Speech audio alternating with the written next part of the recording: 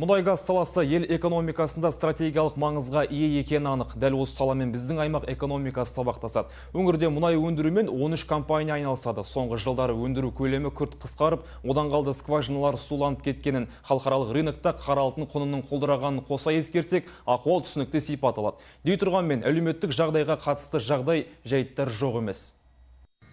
Аймақта мұнай өндіру көлемі жыл санап қысқарып келеді. Былтыр бар болғаны 6 миллион тоннаның үстінде қара алтын өндірілді. Оның ішінде аталмыш компания айдан мұнайдың үлесі небәрі 177 мың тоннаның үстінде. Бір нәрсені баса айтқан дұрыс. Қара алтын рыногында келеңсіз ахуалға қарамастан, ал ондай фактор жеткілікті. Құнының төмендеуінен бастап, скважиналардың сулануын қоса алғанда. Облыста бірде-бір компания жұмысшыларының қысқаруына жол берген жоқ. Өздігінен бе? Жоқ. Жергілікті билік мұнай-газ саласындағы дағдарысты алдын ала болжағандықтан барлық 13 компанияның басшылығымен меморандумға отырды. Дей тұрғанмен Айдамұнай компаниясының кен орнындағы жұмысшылары компания президентіне жалақы көтеру туралы ұсыныспен шықты. Бұл қадамдарын жергілікті билікке де жеткізді. Мәселенің мән-жайын білу үшін атқарушы билік, қадағалаушы орган, саяси ұйым өкілдеріне жасақталған арнайы топ кен орнына ат басын тіреді. Жұмыскерлермен кездесті, пікірлесті, мәселені білісті. Көкейдегі сұрақтың барлығына құзырлы орган жетекшілері жауап берді. Аттестация неше жылда өту керек, соны айтып берсеңіз. Аттестация жүргізу тәртібі, оның ережесі жүргізудің, ол жұмыс берушінің актісімен бекітіледі. Және ол жерде қызметкер, енді профсоюз болса, ол жаңағы профсоюзбен согласование дейміз ғой, келісім арқылы бекітіледі ереже. Ол жұмыс берушінің ішкі нормативтік актісі болып табылады. Түсіністік бар жерде келелі келісімге келуге болады. Облыс әкіміне тұрғындағы жұмысшылардың атынан рахметімізді айтамыз. Мына біздің мәселелерімізді қарап, оның шешілуіне ықпал етіп отырғандарыңызға рахмет. Компания президенті Лю Шаою осы уақыт ішінде жұмысшылар мүддесі үшін жасалған шараларды атап айтты.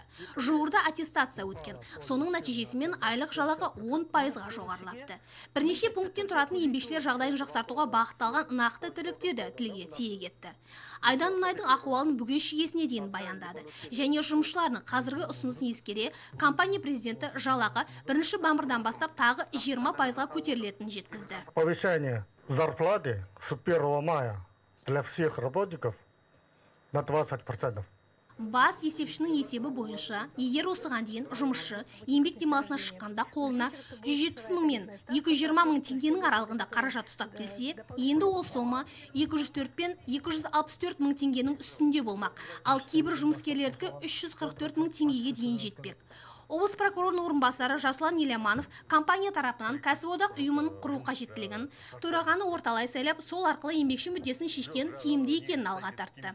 Қысқасы, заңдық тұрғыдан барлық әрекет алгоритмі түсіндірілді.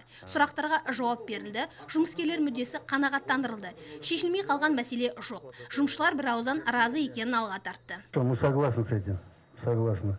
И все остальное, что в пункте указано, все это остается, да? Все вот 5 лет, 10 лет, 15 лет. Сіздерге де рахмет. Коллектив келісім беріп жатыр ғой. Тағы да айлық көтеріліп жатыр, жағдайымыз жақсы енді, шүкір енді. Жақсы болады деп ойлаймыз енді. Көңілдеріңіз толады ма? Көңіліміз толады. Жаңа келген сіздерге де рахмет. Жаңағы акиматтан да келіп жатыр, сіздер де келіп жатсыздар, рахмет сіздерге. Сіздердің көмектеріңіз мінекей.